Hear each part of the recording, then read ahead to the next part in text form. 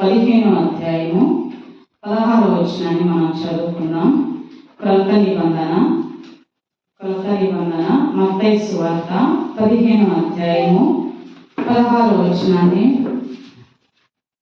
మత్తయి సువార్త 16వ అధ్యాయము మత్తయి సువార్త 16వ అధ్యాయము 16వ వచనాన్ని మనం చదువుకుందాం. పేజ్ నెంబర్ 17, క్రొత్త నిబంధన పేజ్ నెంబర్ 17, మత్తయి సువార్త 16వ అధ్యాయము 17వ వచనాన్ని మనం చదువుకుందాం. అందుకు సీమోను పేతురు, నీవు సజీవుడవగు దేవుని కుమారుడవైన క్రీస్తు అని చెప్పాను. హల్లెలూయా, హల్లెలూయా.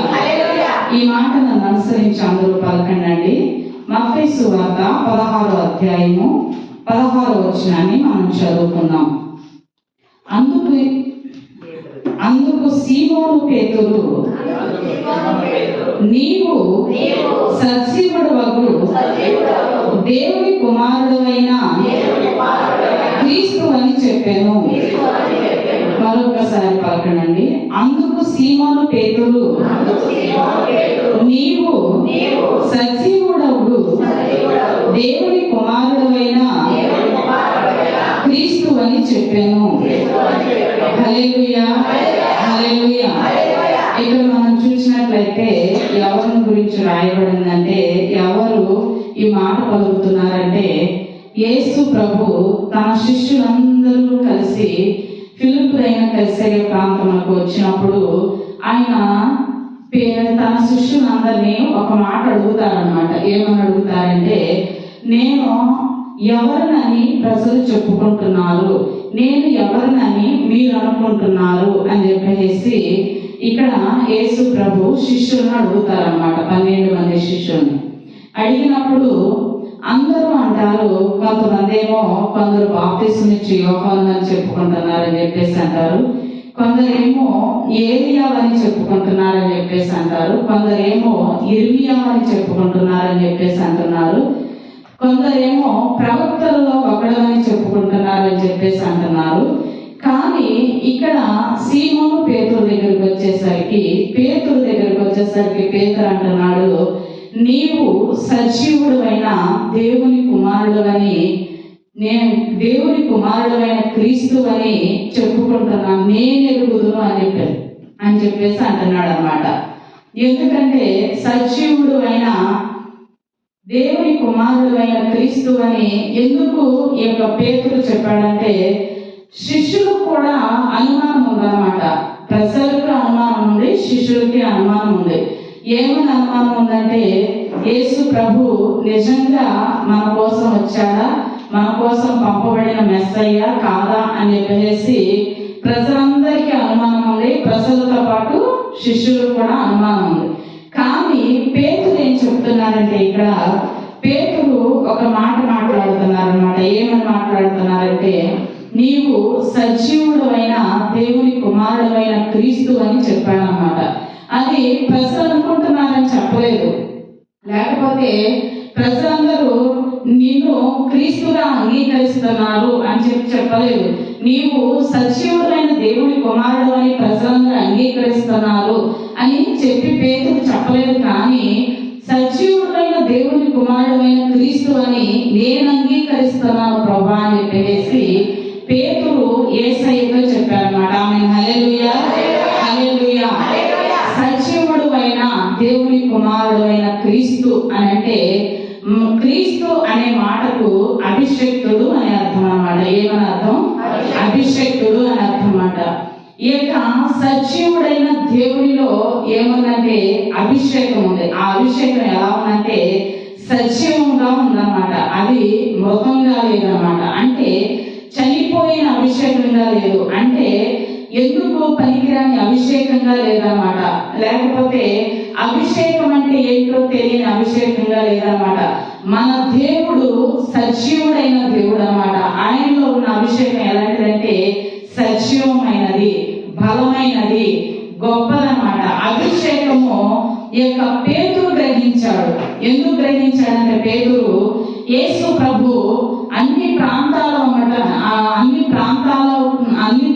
గుండా వెళుతూ అనేకమైన రోగులను స్వస్థపరుస్తూ అనేక మందికి ఏమని బాధ చేస్తున్నారంటే, మారండి, రక్షణ పొందండి, మారు మనసు పొందండి, మారు మనసులైన ఫలాలు ఫలించండి, మీరు మార్పు నందండి, క్రీస్తుని అంగీకరించండి అని చెప్పేసి దేవుడు చెప్పలేదు. కానీ ప్రజలందరి మీద కనికరపడి యేసు ప్రభు ఏం చేస్తున్నారంటే, పరలోక రాజ్యాన్ని గురించి బోధిస్తూ, పరలోక రాజ్యం ఏ విధంగా ఉంటుందో, పరలోక రాజ్యం దేన్ని పోలి ఉంటుందో, పరలోక రాజ్యం గురించి యేసు ప్రభు బోధిస్తూ, పరలోక రాజ్యం గురించి ప్రజలను సిద్ధపరుస్తూ, పరలోక రాజ్యానికి ప్రజలను సిద్ధపరుస్తూ, వారి యొక్క అవసరతలు తీరుస్తూ, వారి యొక్క అక్కర్లు తీరుస్తూ దేవుడు ఏం చేస్తున్నారంటే, రోగుల పట్ల కనికరపడి, రోగుల పట్ల జాలిపడి, రోగుల పట్ల దయ కలిగి దేవుడు ఏం చేస్తున్నారంటే వారిని స్వస్థపరుస్తూ వచ్చారనమాట. ఆమె హల్లెలూయా, హల్లెలూయా. స్వస్థపరుస్తూ వచ్చినప్పుడు ఆ స్వస్థత అనేది నిర్జీవమైన స్థితి కలిగి ఉన్నప్పుడు కలుగుతుందా, జీవం కలిగిన స్థితి కలిగి ఉన్నప్పుడు కలుగుతుందా అంటే, నిర్జీవమైన స్థితి కలిగి ఉన్నప్పుడు స్వస్థత అనేది కలగదన్నమాట. ఇప్పుడు మేము నిర్జీవమైన పరిస్థితిలో ఉండి మేము ప్రార్థన చేసినప్పుడు మీకు స్వస్థత రాదు. దేవుని యొక్క మహిమతో నింపబడి, దేవుని యొక్క అభిషేకంతో నింపబడి ప్రార్థన చేసినప్పుడు, దేవుని యొక్క అభిషేకంతో నింపబడినప్పుడు స్వస్థత అనేది, అభిషేకం అనేది విడుదల అవుతుంది అన్నమాట. అదేవిధంగా మన యొక్క ప్రభు ఎలాంటి వారంటే సజీవమైన అభిషేకం కలిగిన వాడు. ఎందుకంటే ఆయనే సజీవుడైన దేవుడు, ఆయనే పునరుద్ధానుడైన దేవుడు, ఆయనే బలవంతుడైన దేవుడు, ఆయనే సర్వాధికారి అయిన దేవుడు, ఆయనే సర్వశక్తిమంతుడైన దేవుడు, ఆయనే బలమైన కార్యాలు జరిగించే దేవుడు. ఆమేన్, హల్లెలూయా, హల్లెలూయా. అందుకని దేవుడు ఏమైనారంటే, సజీవుడైన దేవుని కుమారుడైన క్రీస్తు అని స్పష్టంగా పేతురు ఇక్కడ చెప్పారన్నమాట.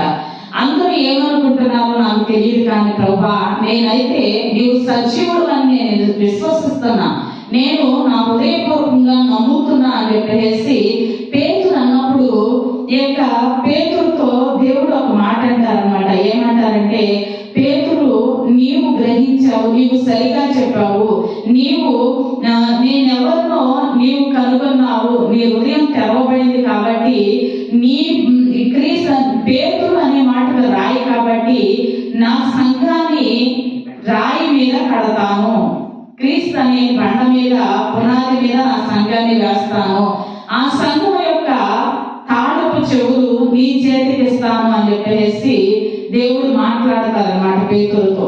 ఎందుకు ఆ మాట మాట్లాడతారంటే, దేవుడు ఎవరో పేతురు ఏం చేశాడు, గ్రహించాడు. ఇక్కడ శిష్యులందరూ ఏం చేశారంటే, కొంతమంది ఆ విధంగా అనుకుంటున్నారు ప్రభా, కొంతమంది ఈ విధంగా అనుకుంటున్నారు ప్రభా, కొంతమంది ప్రవక్తలో ఒకటమని అనుకుంటున్నారు ప్రభా అని చెప్పేసి మాత్రం అంటున్నారు. కానీ ఈ యొక్క పేతురు ఏం చేశాడంటే, నీవు సజీవుడైన దేవుడువు, నీవు యుగయుగాలు జీవించే దేవుడువు, నీవు తరతరాలు ఉన్న దేవుడువు, నీవు వర్తమాన భూత భవిష్యత్ కాలంలో ఉన్న దేవుడువు, మొదటి వాడవు నీవే, కడపటి వాడవు నీవే, సృష్టికి ఆది అంతము నీవే, కాబట్టి నేను నిన్ను తెలుసుకున్నాను, ఎవరు ఏమనుకుంటుంది నాకు అనవసరం ప్రభా, నేను మాత్రం నీవు సజీవుడు అని నేను విశ్వసించాను, నీవు క్రీస్తు అని నేను విశ్వసించాను, మా కొరకు వచ్చిన మెస్సయ్య అని నేను విశ్వసించాను అని చెప్పేసి ఇక్కడ పేతురు పలుకుతున్నారన్నమాట. ఆమేన్, హల్లెలూయా, హల్లెలూయా. ఆ మాట పలికినప్పుడు నిజంగా దేవుడు ఎంతో పరవశించిపోయి ఉంటారు కదా, దేవుడు ఎంతో సంతోషపడిపోయి ఉంటారన్నమాట. ఎందుకంటే శిష్యులందరూ అదొక రకంగా చెప్తున్నారు, అంటే ప్రజలు అనుకునేది చెప్తున్నారు, కానీ శిష్యులు గ్రహించకుండా దేవుడు ఏమై ఉన్నాడో అని గ్రహించకుండా వారు మాట్లాడుతున్నారు. కానీ పేతురు అంటే దేవుడు ఏమై ఉన్నాడో గ్రహించి మాట్లాడుతున్నాడు అన్నమాట. ఆమేన్, హల్లెలూయా, హల్లెలూయా.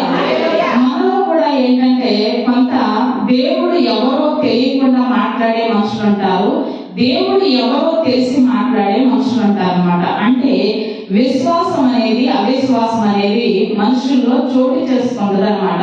ఎందుకు చోటు చేసుకుంటుంది అంటే, బలహీన పడినప్పుడు, మనిషి బలహీనుడైనప్పుడు, అంటే విశ్వాసంలో దిగజారినప్పుడు విశ్వాసం లేని మాటలు వస్తాయి అన్నమాట.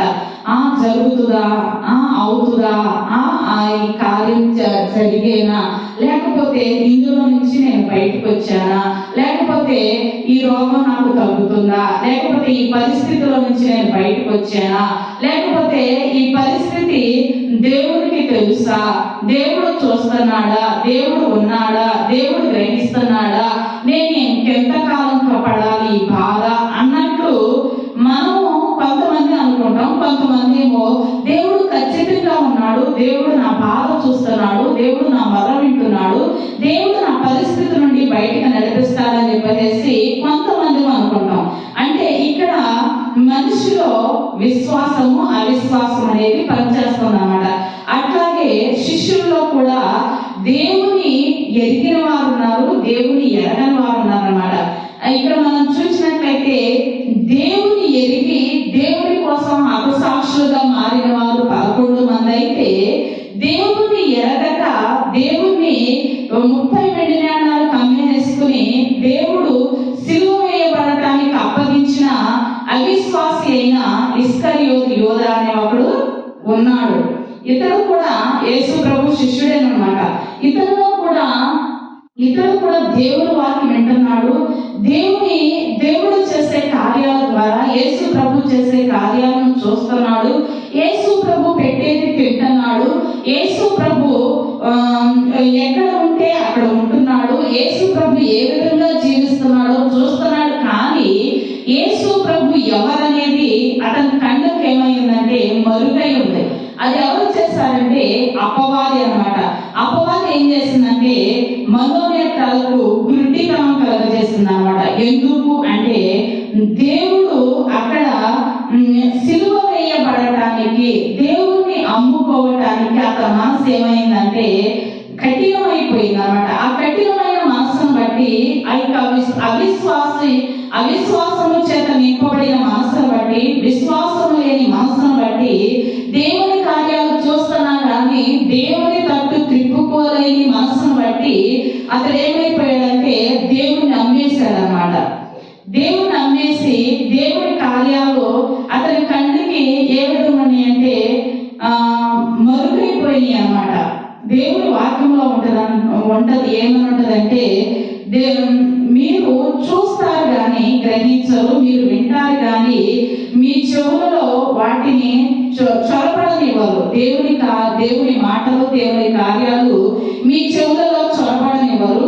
మీరు చూస్తారు కానీ, కంటితో చూస్తారు కానీ వాటిని గ్రహించరు.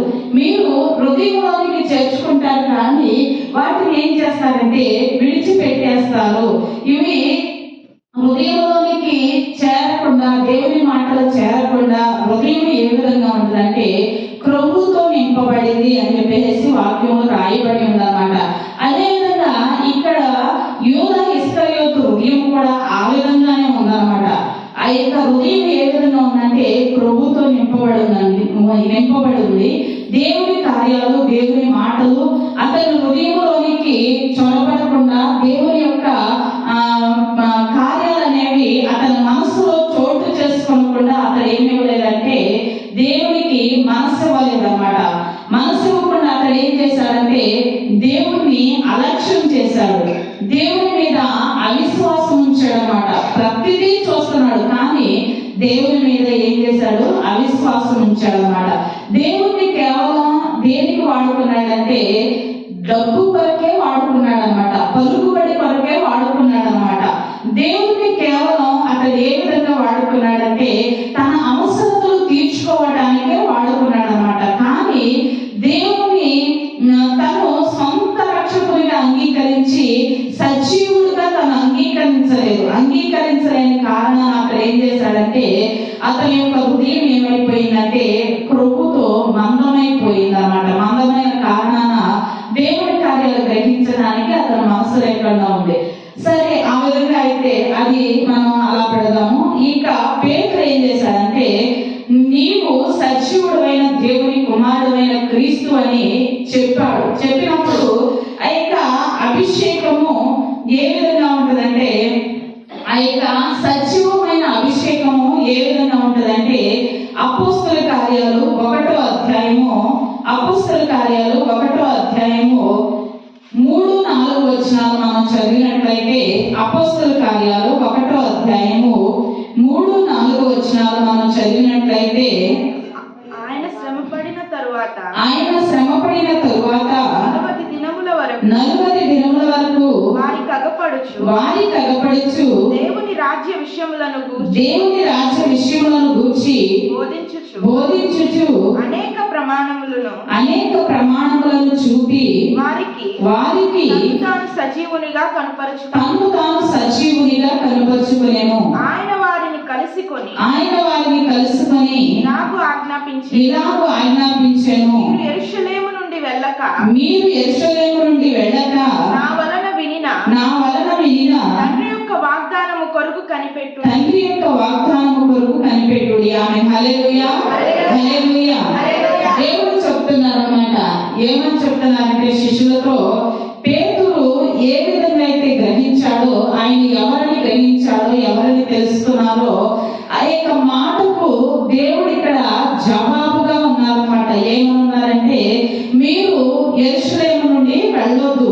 యెరూషలేము నుండి వెళ్ళక మీరేం చేస్తారంటే యెరూషలేములోనే నిలిచి ఉండండి.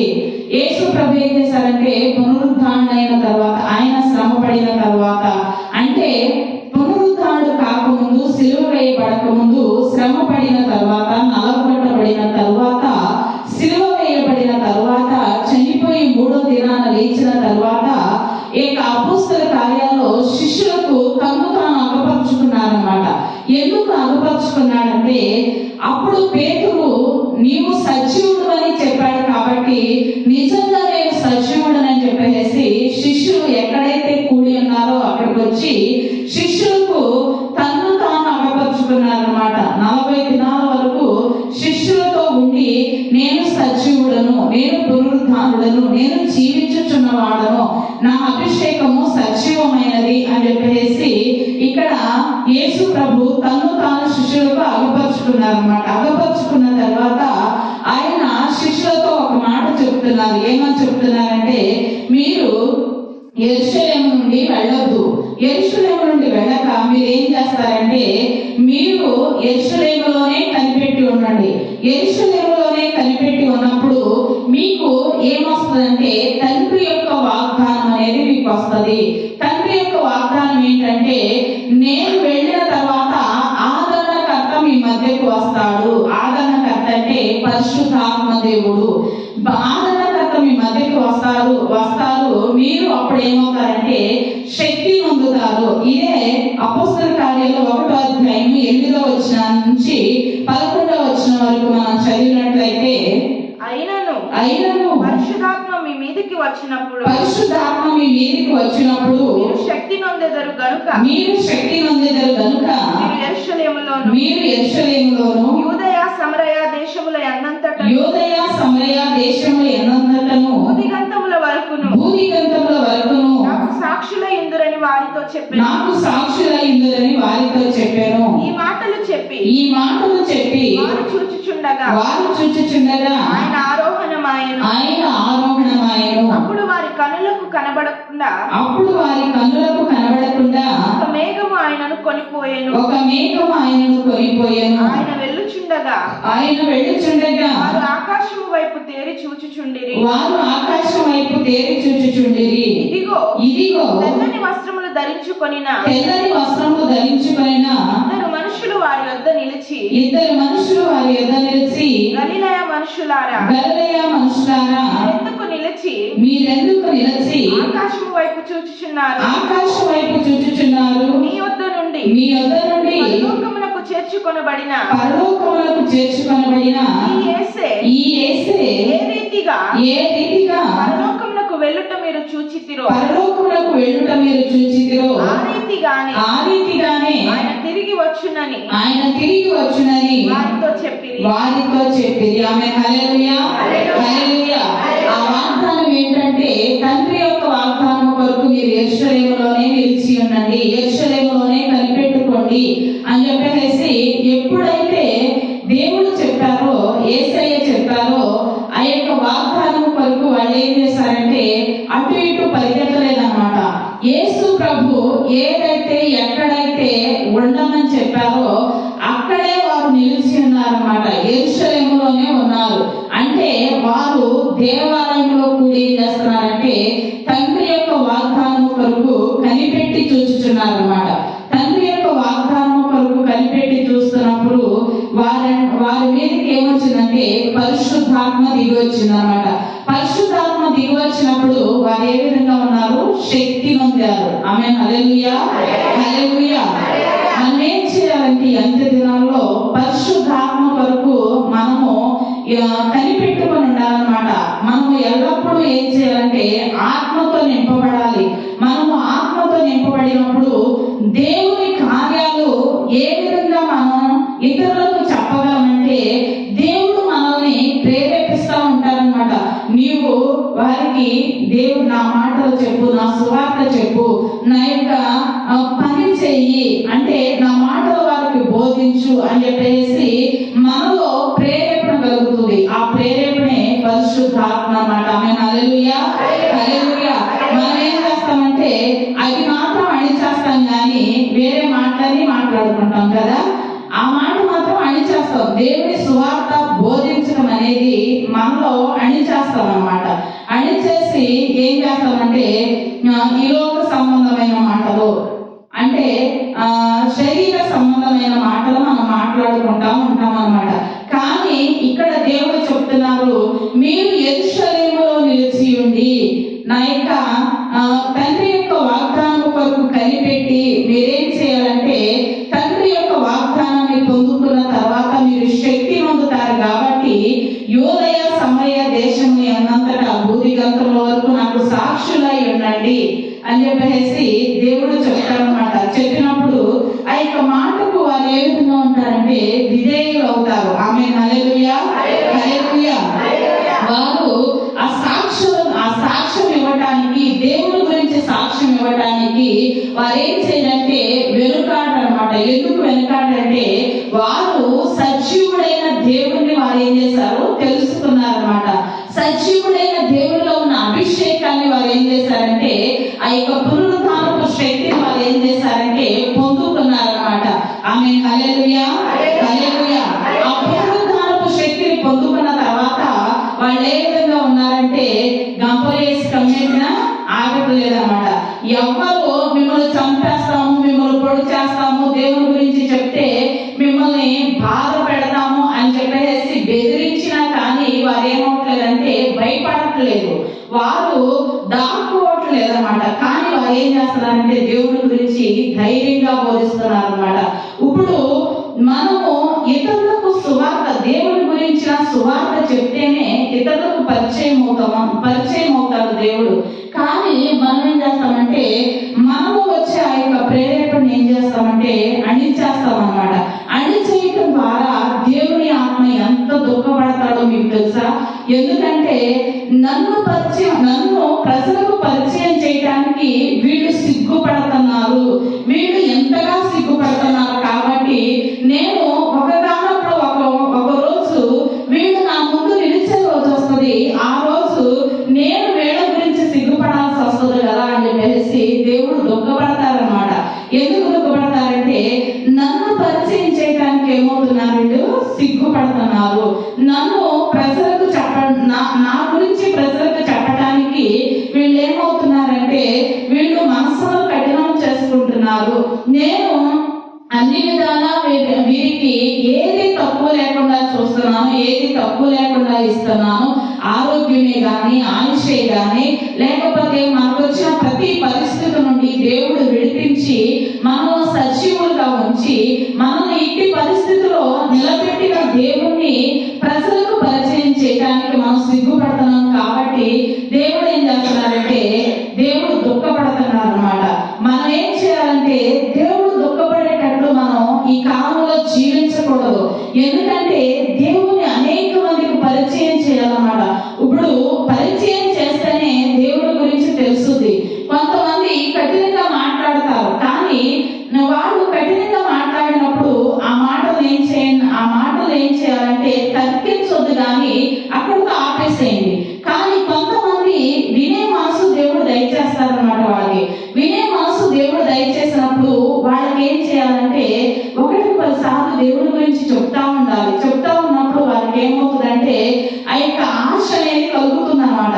ఇక యోధా ఇస్కరియోతు ఏం చేశారంటే తన మనసులో కఠినపరిచేసుకున్నాడు. కానీ ఇక పేతురు, మిగిలిన శిష్యులందరూ, పేతురు, యోహాను, యాకోబులు, మిగిలిన శిష్యులందరూ 11 మంది శిష్యులందరూ ఏం చేశారంటే యేసు ప్రభు గురించి బోధించడానికి, యేసు ప్రభు గురించి చెప్పడానికి వారు ఏం చేశారంటే తెగించారనమాట. ఆమేన్, హల్లెలూయా, హల్లెలూయా.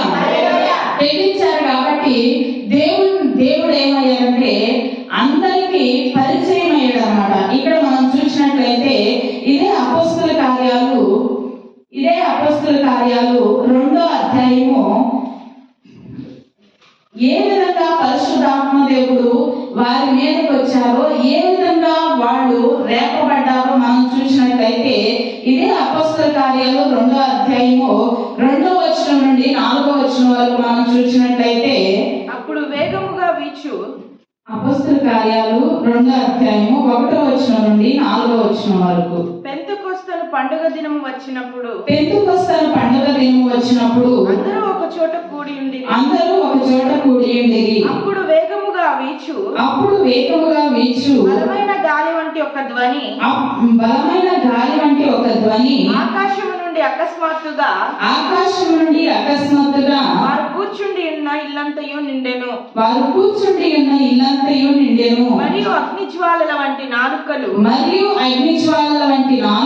విభాగింపబడినట్టుగా కనబడి వారిలో ఒక్కొక్కని మీద వ్రాలగా అందరూ పరిశుద్ధాత్మతో నిండిన వారై ఆత్మ వారికి వాక్శక్తి అనుగ్రహించిన కొలది అన్య భాషలతో మాట్లాడసాగి. ఆమేన్, హల్లెలూయా, హల్లెలూయా. వీళ్ళు ఎప్పుడైతే దేవుడు చెప్పారో మీరు యెరూషలేములోనే నిలిచి ఉండండి, తండ్రి యొక్క వాగ్దానం కొరకు కనిపెట్టుకుని ఉండండి అని చెప్పేసి దేవుడు ఎప్పుడైతే వారితో చెప్పారో వారు ఆ మాటకు విధేయత చూపించి ఎప్పుడైతే యెరూషలేములో నిలిచి ఉన్నారో ఆ యొక్క యెరూషలేములో నిలిచి మేడ దగ్గర వారు ఏం చేస్తున్నారంటే ప్రార్థన చేస్తున్నారు అన్నమాట. ప్రార్థన చేస్తా ఉన్నప్పుడు, పరిశుద్ధాత్మ కొరకు కనిపెడతా ఉన్నప్పుడు అకస్మాత్తుగా వారి మీదకి పరిశుద్ధాత్మ బలమైన గాలి వలె వచ్చేసింది. బలమైన గాలి వలె వచ్చి వారు ఏ విధంగా ఉన్నారంటే అన్య భాషలతో మాట్లాడుతున్నారు అన్నమాట. వారి యొక్క నాలుకలు విభాగింపబడ్డాయి.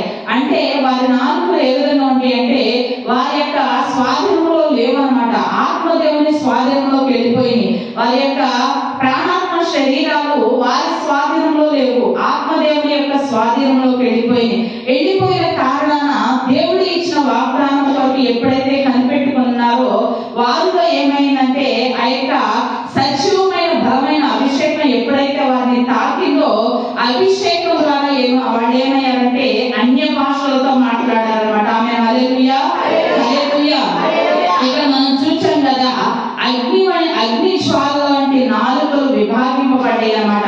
మనము ఆత్మతో నింపబడటం అంటే అగ్ని జ్వాలత అంటే మనం పరిశుద్ధ ఆత్మతో నింపబడినప్పుడు మన యొక్క మనలో ఉన్నాం, మనము దేవుని స్వాధీనం అయిపోతాం అన్నమాట. దేవుని స్వాధీనం అయిపోయినప్పుడు దేవుడు మనల్ని ఏ విధంగా ప్రేరేపిస్తారో ఆ విధంగా నడిపించబడతాం మనం. ఆమేన్, హల్లెలూయా, హల్లెలూయా. అదేవిధంగా ఇక్కడ శిష్యులందరూ ఏం చేశారంటే పరిశుద్ధాత్మతో నింపబడినప్పుడు, ఆత్మతో నింపబడి ఆత్మ దేవుని కొరకు ఎదురు చూస్తూ పరిశుద్ధాత్మ దేవుని కొరకు ఎప్పుడైతే కనిపెట్టుకున్నారో, ఎప్పుడైతే ఆ యొక్క చీకటిలో నుండి బయటికి రావాలని, అంటే అప్పటి వరకు వాళ్ళు ఏ పరిస్థితిలో ఉన్నారంటే భయపడే పరిస్థితిలో ఉన్నారు. కానీ ఎప్పుడైతే పరిశుద్ధాత్మ వారి మీదకి వచ్చిందో వాళ్ళలో ఏమొచ్చిందంటే ధైర్యం వచ్చిందన్నమాట. వారిలో తెగింపు వచ్చిందన్నమాట. వారిలో బలమైన అభిషేకం అనేది వచ్చిందన్నమాట. ఆమేన్, హల్లెలూయా, హల్లెలూయా. వచ్చినప్పుడు వారు ఏమవుతున్నారంటే వాళ్ళు నిలవలేకపోతున్నారన్నమాట. వారు అంటున్నారు, మేము కంటితో చూసినవి, చెవులతో విన్నవి, హృదయంతో తాకినవి మేమేం చేస్తున్నామంటే చెప్పకుండా ఉండలేకపోతున్నాం, మా దేవుడి గురించి పరిచయం చేయకుండా ఉండలేకపోతున్నాం, మా దేవుడి గురించి అనేకులకు వివరించకుండా ఉండలేకపోతున్నాం అని చెప్పేసి వాళ్ళు ప్రకటన చేస్తున్నారు అన్నమాట.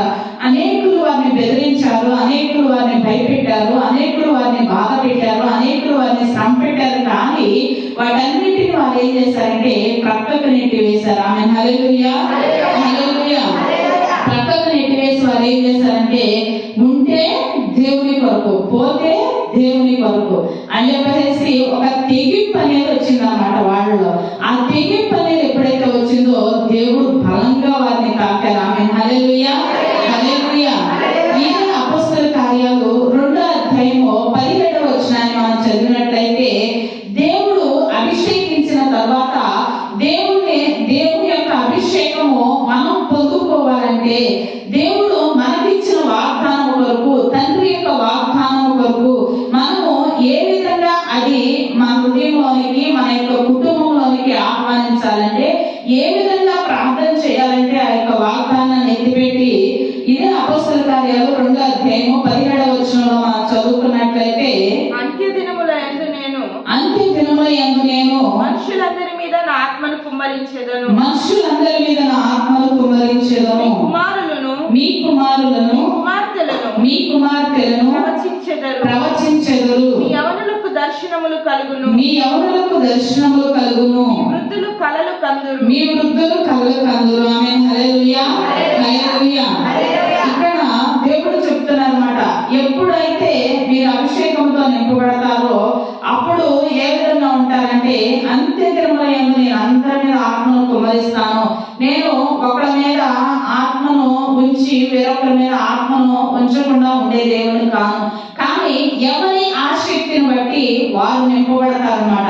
ఎవరి యొక్క ప్రాణాత్మ దేహాలు దేవుని కొరకు తహతహలాడుతాయో, దేవుని కొరకు పరిగెత్తాలని ఆశ కలిగి ఉంటాయో, దేవుని కొరకు మేము జీవించాలి, దేవుని కొరకు బ్రతకాలి, దేవుని కొరకు మేము సాక్షులుగా ఉండాలి అని చెప్పేసి ఎప్పుడైతే మన యొక్క ప్రాణాత్మ దేహాలు దేవుని కొరకు తహతహలాడతాయో అప్పుడు ఈ వాగ్దానం అనేది మన మీద పనిచేస్తుంది అన్నమాట, మన కుటుంబం మీద పనిచేస్తుంది అన్నమాట. ఆమె హల్లెలూయా, హల్లెలూయా. దేవుడు చెప్తున్నానమాట, అంత్యదినముల యందు మనుషులందరి మీద నా ఆత్మను కుమ్మరిస్తాను. నేను పక్షపాతిని కాదు, నేను కొందరికి నా ఆత్మలు ఇచ్చి కొందరికి ఇవ్వలేని వాడను కాను. ఎందుకంటే నేను మనుషులందరినీ ఒకే రీతిగా ప్రేమించాను. కానీ మనకేం తెలియట్లేదంటే దేవుడిని ప్రేమించడం అనేది తెలియట్లేదు అన్నమాట. దేవుడు మనల్ని ప్రేమిస్తున్నాడు, కానీ మనము దేవుడిని ప్రేమించడం ఎలాగో మనకు తెలియట్లేదు అన్నమాట. అందుని బట్టి మనం ఏమవుతున్నామంటే చల్లారిన స్థితిలో ఉంటున్నాం, మనము నింపబడని స్థితిలో ఉంటున్నాం అన్నమాట. ఎప్పుడైతే దేవుని మనసును ఎరుగుతామో, దేవుని కొరకు మన హృదయం ఎప్పుడైతే తహతహలాడుతుందో, దేవుని కొరకు ఎప్పుడైతే రేపబడతామో అప్పుడు మన మీద కాదు, మన యొక్క కుటుంబంలో ఉన్న ప్రతి వాటి మీద దేవుని ఆత్మ అనేది అల్లాడుతూ ఉంటది. దేవుని ఆత్మ చేత నింపబడతారన్నమాట. ఎందుకంటే ఈ యొక్క అంత్య దినాలలో మనుషులందరి మీద దేవుని ఆత్మ కుమ్మరిస్తానని చెప్పేసి దేవుడు వాగ్దానం చేస్తున్నారన్నమాట. ఆ వాగ్దానాన్ని మనం ఎత్తిపెట్టి ప్రార్థన చేయాలి. ప్రభువా, మీ ఆత్మను మా మీద కుమ్మరించాలి, అంత్య దినాల్లో మీ కొరకు మేము రగలాలి, మీ కొరకు మేము మండాలి, మీ కొరకు మేము ప్రత్యేకమైన జీవితాన్ని జీవించాలి, మీ కొరకు మేము సాక్షులుగా ఉండాలి. ఆనాడు శిష్యులు ఏ విధంగా అయితే సాక్ష్యం ఇచ్చారో అట్టి విధంగా మేము సాక్ష్యం ఇచ్చే వారిగా ఉండాలి అని చెప్పేసి ఎప్పుడైతే ఆసక్తి కలిగి, అత్యాసక్తి కలిగి, మనము ఆత్మయందు తీవ్రత కలిగి ప్రార్థన చేస్తామో దేవుడు దాన్ని చూస్తారన్నమాట. ఆమేన్, హల్లెలూయా, హల్లెలూయా. ఆసక్తితో ప్రార్థన చేసినప్పుడు మనము ఖచ్చితంగా ఆత్మతో నింపబడతాం. ఆమేన్, హల్లెలూయా, హల్లెలూయా. ఆసక్తిలో ఏముండాలంటే తగ్గింపు ఉండాలి, ఆసక్తిలో ఏముండాలంటే విధేయత ఉండాలి, ఆసక్తిలో ఏముండాలంటే వినయం ఉండాలి, ఆసక్తిలో ఏముండాలంటే దేవుని ఎదుట మనల్ని మనం సమర్పించుకోవాలన్నమాట. ఆమేన్, హల్లెలూయా, హల్లెలూయా. అలా సమర్పించుకున్నప్పుడు దేవుడు ఏం చేస్తారంటే మనల్ని నింపుతారన్నమాట. ఎందుకంటే ఇక చివరి దినాల్లో దేవుడు ఏ విధంగా ఎదురు చూస్తున్నారంటే దేవుని కొరకు పనిచేసే వారి కోసం దేవుడు ఎదురు చూస్తున్నారన్నమాట. దేవుడు ఒక మాట మాట్లాడతారు కదా, కోత ఎంతో విస్తారంగా ఉందా కానీ కోసేటి వారు ఏ విధంగా ఉన్నారు? తక్కువగా ఉన్నారు. కోసేటి వారు కొద్ది మందే ఉన్నారు, నా కోసం ప్రకటించే వారు లేరు, నా కోసం పరిచయం చేసేవారు లేరు, నన్ను అనేకులకు పరిచయం చేసేవారు లేరు. ఎంతో మంది నశించిపోతున్నారు మన కళ్ళ ముందు. ఎంతో మంది ఎన్నో విధాల బానిసలుగా జీవిస్తున్నారు, ఎన్నో వాటికి బానిసలుగా జీవిస్తున్నారు.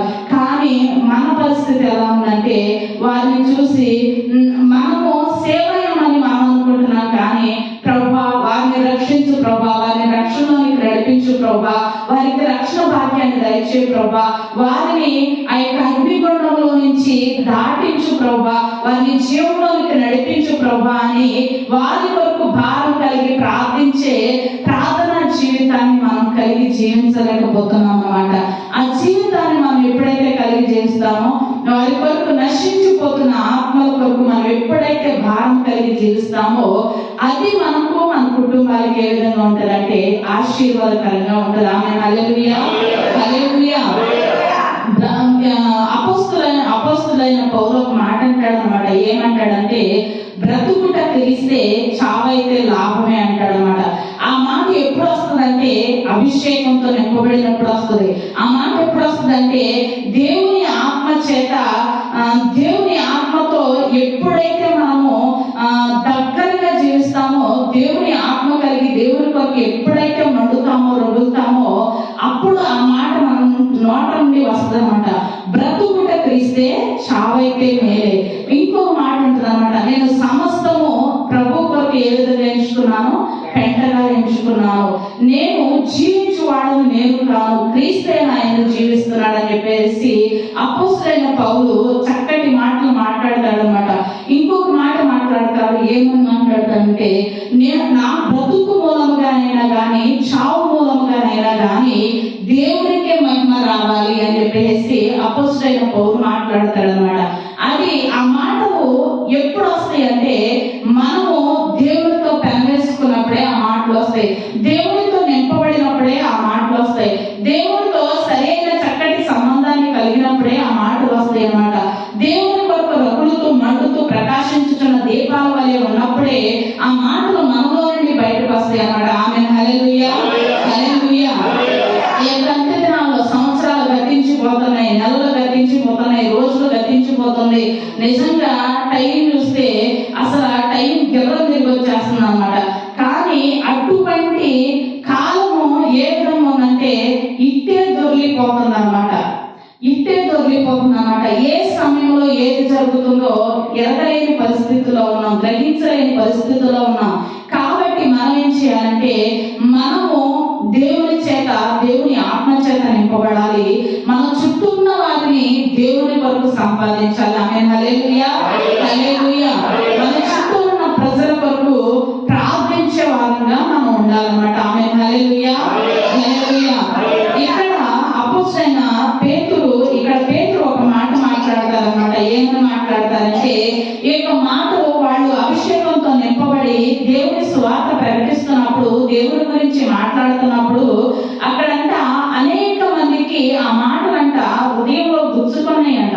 ఏమని గుచ్చుకున్నాయి అంటే, ఏ విధంగా గుచ్చుకున్నాయి అంటే, ఇక్కడ అపోస్తల కార్యాలు 2వ అధ్యాయము 37వ వచనం నుండి 41వ వచనం వరకు మనం చదివినట్లయితే, అపోస్తల కార్యాలు 2వ అధ్యాయము 37వ వచనం నుండి 41వ వచనం వరకు మనం చదివినట్లయితే, వారు ఈ మాట విని హృదయంలో నొచ్చుకొని సహోదరులారా మేమేమి చేతుమని పేతురును కడమ అపోస్తలులను అడుగగా, పేతురు మీరు మారు మనస్సు పొంది పాప క్షమాపణ నిమిత్తము ప్రతివాడు యేసుక్రీస్తు నామమున బాప్తిసం పొందుడి. అప్పుడు మీరు పరిశుద్ధాత్మను వరము పొందుదురు. ఈ వాగ్దానము మీకును మీ పిల్లలకును దూరస్తులందరికీ అనగా ప్రభువైన మన దేవుడు తన యొద్దకు పిలిచిన వారికందరికీ చెందునని వారితో చెప్పాను. ఇంకను అనేక విధములైన మాటలతో సాక్ష్యం ఇచ్చి మీరు మూర్ఖులకు ఈ తరము వారికి వేరై రక్షణ పొందుడని వారిని హెచ్చరించెను. కాబట్టి అతని వాక్యమును అంగీకరించిన వారు బాప్తిస్మము పొందిరి.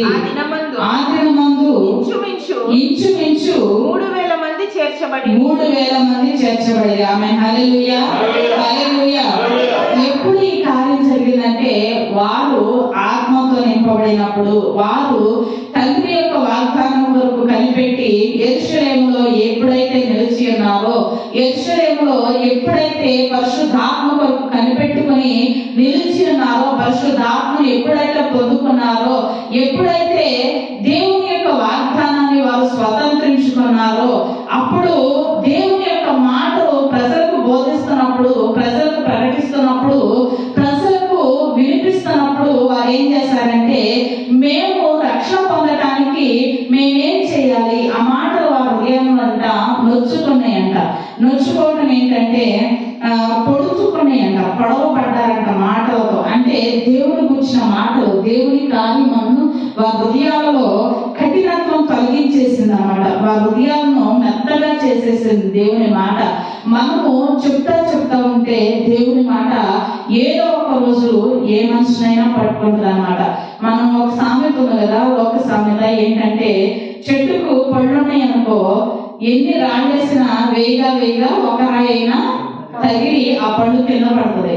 అప్పుడు దాన్ని మనం ఏం చేస్తాం? తీసుకుంటాం. అదే విధంగా మనం దేవుని మాటలు మనుషులకు చెప్పగా ఒక్క మాట అయినా వారి హృదయంలో కార్యం జరిగిస్తుంది అన్నమాట. ఆమేన్. హల్లెలూయా, హల్లెలూయా.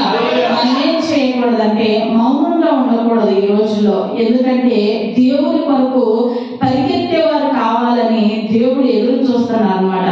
దేవుని కొరకు ప్రలాపించాలంటే నశించిపోయే వారి కొరకు పని చేయడానికి దేవుడు ఆశపడుతున్నాడు అన్నమాట. ఆ దేవుడు ఆశపడే వారిలో మనం కూడా ఉండాలని చెప్పేసి మనం ప్రార్థన చేయాలి. ఏమని ప్రార్థన చేయాలంటే, ప్రభువా నేను మీకు ఏ విధంగా ఉపయోగపడతానో ఆ విధంగా నన్ను ఉపయోగించు ప్రభువా అని చెప్పేసి మనం ప్రార్థన చేయాలన్నమాట. మనము ఏ విధంగా ప్రార్థన చేయాలంటే, ప్రభువా నేను ఏ పనికైతే నీ కొరకు పడగలనో ఆ పని కొరకు నన్ను ఉపయోగించుకో ప్రభువా అని చెప్పేసి, నేను సిద్ధంగా ఉన్నాను ప్రభువా అని చెప్పేసి మనం ప్రార్థన చేయాలన్నమాట. ప్రార్థన చేసినప్పుడు ఆ ప్రార్థనను దేవుడు ఏం చేస్తారంటే అంగీకరిస్తారు. ఎందుకంటే దేవుడు ఎదురు చూస్తున్నారన్నమాట. దేవుని ఆత్మచేత నింపబడి దేవుని మాటలు ప్రకటించే వారి వరకు దేవుడు ఎదురు చూస్తున్నారన్నమాట.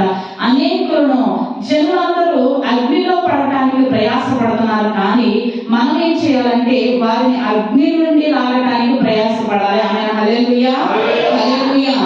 ఆ యొక్క ప్రయాసను దేవుడు ఏం చేస్తారంటే ఆశీర్వదిస్తారు. ఆమేన్. హల్లెలూయా, హల్లెలూయా. మనం ఏం చేయాలంటే దేవుడు ఇచ్చిన వాగ్దానాన్ని స్వతంత్రించుకుని ఆత్మతో నింపబడి ఆత్మ దేవుని స్వాధీనం అయిపోయి మనము దేవుని మాటలను అనేకులకు చెప్పినప్పుడు, అనేకులకు దేవుని పరిచయం చేసినప్పుడు ఏదో ఒక విధంగా దేవుడు వారిలో కార్యం జరిగిస్తారన్నమాట.